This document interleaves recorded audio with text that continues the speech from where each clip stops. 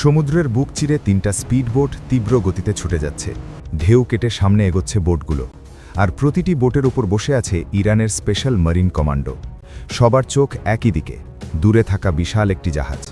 Control room থেকে পরিষ্কার নির্দেশ এসেছে, যেভাবেই হোক জাহাজটাকে আটকাতে হবে। সময় নষ্ট করার কোনো সুযোগ নেই। প্রতি সেকেন্ডে পরিস্থিতি আরও জটিল হয়ে উঠছে।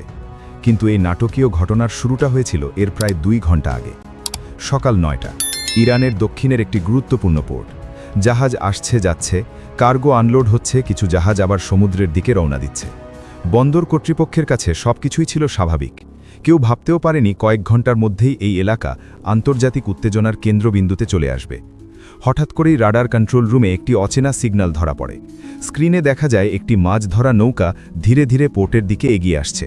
প্রথমে কেউ খুব একটা গুরুত্ব দেয়নি, মাছ ধরা নৌকা তো প্রায়ই দেখা যায়।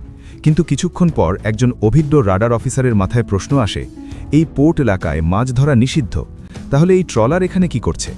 নৌকাটার অবস্থান তখন পোর্ট থেকে প্রায় 12 কিলোমিটার দূরে। খুব কাছেও নয়, আবার খুব দূরেও নয়। এত দূরত্ব থেকে সরাসরি সিদ্ধান্ত নেওয়া একটু কঠিন। সবাই পরিস্থিতি পর্যবেক্ষণ করতে থাকে। ঠিক তখনই রাডার স্ক্রিনে আরেকটা অদ্ভুত ব্যাপার ধরা পড়ে। আকাশে প্রায় একই জায়গায় প্রায় 3 কিলোমিটার উচ্চতায় দুটো ছোট ড্রোন উঠছে। প্রথম দেখায় এগুলো খেলনা ড্রোনের মতোই মনে হচ্ছিল, কিন্তু সমুদ্রের মাঝখানে সামরিকভাবে গুরুত্বপূর্ণ পোর্টের কাছে কে এই খেলনা ড্রোন ওড়াবে? এই প্রশ্নটাই পুরো পরিস্থিতির মোড় ঘুরিয়ে দেয়। রাডার অফিসার বুঝে যান ব্যাপারটা হালকাভাবে নেওয়ার সুযোগ নেই। সঙ্গে সঙ্গেই বিষয়টা ঊর্ধ্বতন কর্তৃপক্ষকে জানানো হয়। কয়েক মিনিটের মধ্যেই সিদ্ধান্ত আসে, আকাশে যুদ্ধবিমান পাঠাতে হবে। ইরানের বুশেহার এয়ারবেস থেকে সঙ্গে সঙ্গে দুটো মাল্টি রোল ফাইটার জেট উড়ে যায়। এগুলো ছিল ইরানের বিখ্যাত F-14 টমক্যাট। এই যুদ্ধবিমানগুলো একসময় আমেরিকার সবচেয়ে শক্তিশালী ফাইটার জেটগুলোর একটি ছিল। বহু বছর আগেই ইরান এগুলো তাদের কাছ থেকে কিনে নিয়েছিল। F-14 টমক্যাট মূলত সবথেকে বেশি দূরত্বে গিয়ে যুদ্ধ করে আবার ফিরে আসার জন্য তৈরি করা হয়েছে।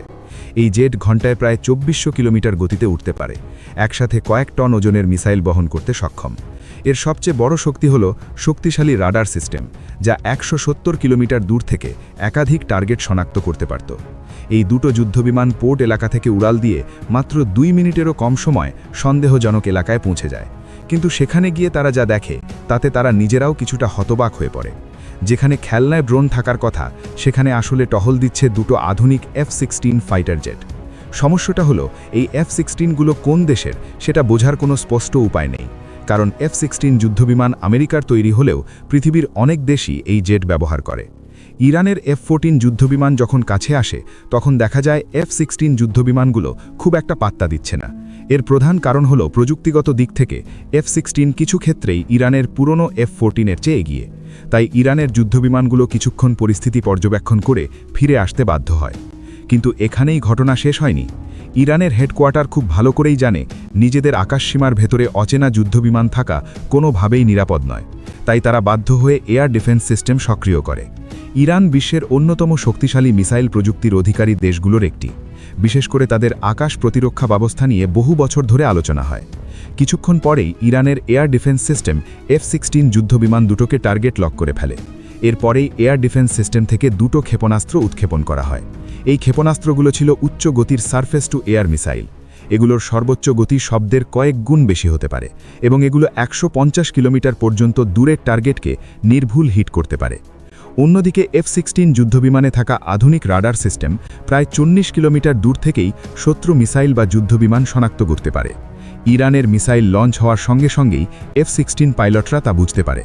এক মুহূর্তও দেরি না করে তারা আন্তর্জাতিক আকাশসীমার দিকে দ্রুত সরে যেতে শুরু করে। ইরানের মিসাইলগুলো টার্গেট লক করে কিছু দূর পর্যন্ত পিছু নেয়। এদিকে সমুদ্রে থাকা সন্দেহজনক যুদ্ধজাহাজও বুঝে যায় পরিস্থিতি এখন আর স্বাভাবিক নয়। তাই জাহাজটি সর্বোচ্চ গতিতে আন্তর্জাতিক জলসীমার দিকে ছুটতে শুরু করে। সমস্যা হলো, ওই মুহূর্তে ইরানের পোর্টে কোনো বড় যুদ্ধজাহাজ কাছাকাছি ছিল না। সময়ও খুব কম, তাই শেষ ভরসা হিসেবে কয়েকটি দ্রুতগতির স্পিড বোট পাঠানো হয়। সেই বোটগুলোতেই ছিল স্পেশাল মারিন কমান্ডোরা। তারা জানত দূরত্ব বেশি নয়, যদি দ্রুত ব্যবস্থা নেওয়া যায় তাহলে জাহাজটাকে থামানো সম্ভব। কিন্তু কয়েক মিনিটের ব্যবধানেই জাহাজটি আন্তর্জাতিক জলসীমার বাইরে চলে যায়। এই পুরো ঘটনায় ইরান খুব ঠান্ডা মাথায় পরিস্থিতি সামলেছে। তারা চাইলে সহজেই আরও কঠোর ব্যবস্থা নিতে পারত। তাদের কাছে কামিকাজে ড্রোন আছে, দীর্ঘ পাল্লার মিসাইল আছে, আধুনিক নৌ আক্রমণ ক্ষমতাও আছে, কিন্তু তারা তা করেনি। এই ঘটনার পর ইরানের পক্ষ থেকে বলা হয় পরবর্তীতে যদি কোনো যুদ্ধজাহাজ বা কোনো যুদ্ধবিমান ইরানের আকাশসীমায় প্রবেশ করে তাহলে তারা আর এক মুহূর্ত ছাড় দেবে না। এই ঘটনা আন্তর্জাতিক গণমাধ্যমগুলোতে প্রচার হলেও যুদ্ধজাহাজ বা যুদ্ধবিমান কোন দেশের ছিল তা কোনো দেশ স্বীকার করেনি।